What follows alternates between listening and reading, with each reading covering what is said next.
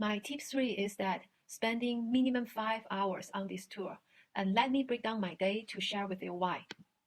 When I arrived at the main entrance, it was 5 p.m.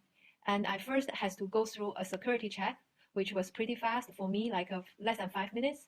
And then I come to the lobby where you can get your audio guide and also store your code if you want to. And these are two separate queues.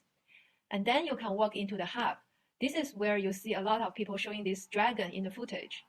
And after that, you can approach the tour entrance.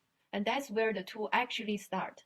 For me, I chose to have my dinner by the hub before I went in. So it took me 28 minutes to reach the tour entrance, which is this point. And from the tour entrance until the tour exit, it took me 3 hours 18 minutes to complete. And then I reached the final shop, which I started at 8:48 and finished at 9:31 after I paid for what I want to buy. So that's another 43 minutes.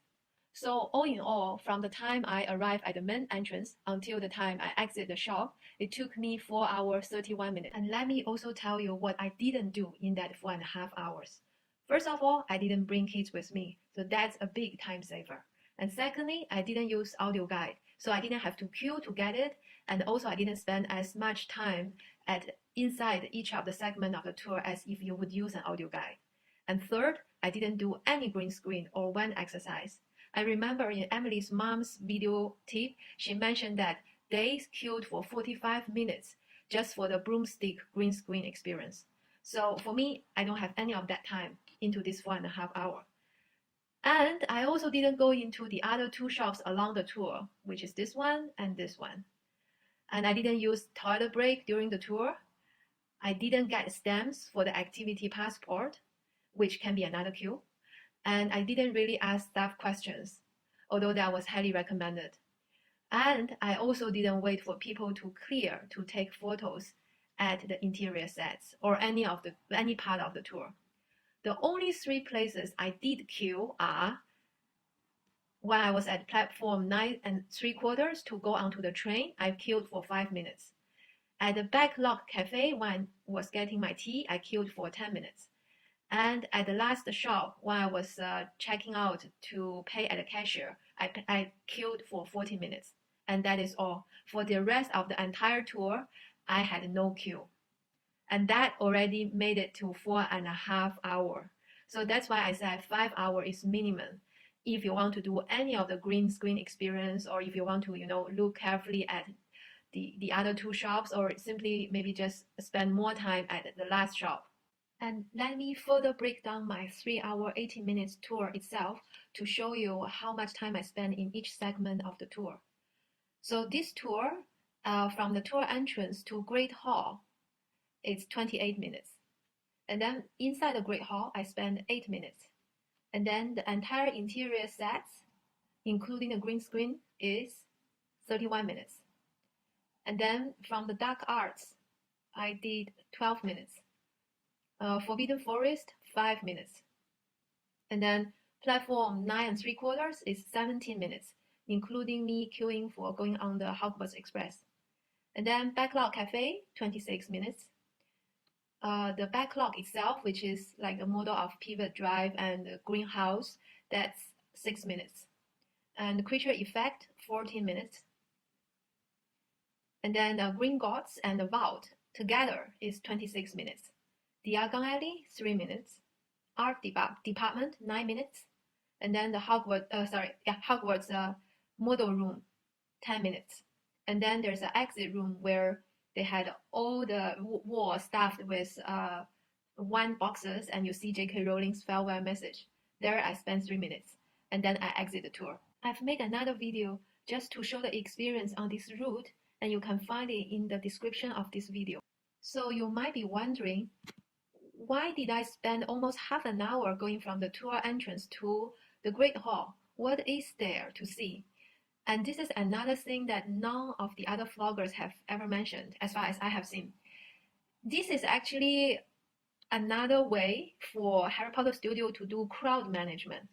In fact, this whole area from tour entrance until the Great Hall are a queuing room for people to be let in into the Great Hall by batch. And it consists of a waiting room, and then a briefing room, and then the cinema. So this is the waiting room. You can see like it's the people being put into like a really snaking kind of queue. And on the wall, there are things you can read, but mostly it is just for people to really stay here.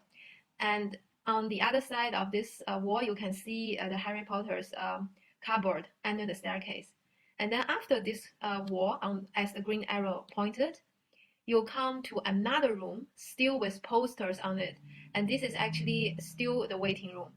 And then you will enter the briefing room. The briefing, this is when I just entered the briefing room. And then when the staff came out and they say from this room and the cinema you cannot take photo or video, so then I stopped taking any photo or videos. So what happened in this room is really you are being briefed by the staff about the tour. And I would say this is really the one key interaction I had with the studio staff. And I received one of the most important piece of advice, and that is the staff said many visitors underestimate how long it took to complete the entire tour. And to make sure that you can really spend time in all the segments of the tour, he said we should reach the Backlot Cafe by 8 p.m. latest, because the whole tour will be closed at 10 p.m. And actually, for me, and at this time when we received the briefing, it was just about 6 p.m. So basically, he's saying allow yourself 2 hours until you reach Backlot Cafe. And for me, I actually reached Backlot Cafe at 7, and I still find the second part of the tour pretty rushed. So this is another reason why I said 5 hours on the tour is not a lot. Especially like for me, I was going on a Tuesday evening at 5 p.m. and I had no queue. Basically, I have time just to watch all the display and all the videos there is. If you are going on a more busy day, you could easily spend time on any of the queues. Another piece of great advice I got in the briefing room was that because it's dark arts edition, so there could be very heavy sensory stimulation during the exhibition or the dark Death Eaters parade, for example. And the staff also warned us in the briefing room. So we spent about 10 minutes in the briefing room, and then the door opened and we go into the cinema. The cinema is about 150 seats, and on my day, my tour group was about half full. So that gives an idea of how many people was there. And then in the cinema, I think we spent about like 5 to 10 minutes. They showed us some video, kind of bring back, all the Harry Potter memory, get into that feeling. And then they roll up the screen for projecting the film. And then the door of the Great Hall appeared. I think that was one of the most magical moments for me.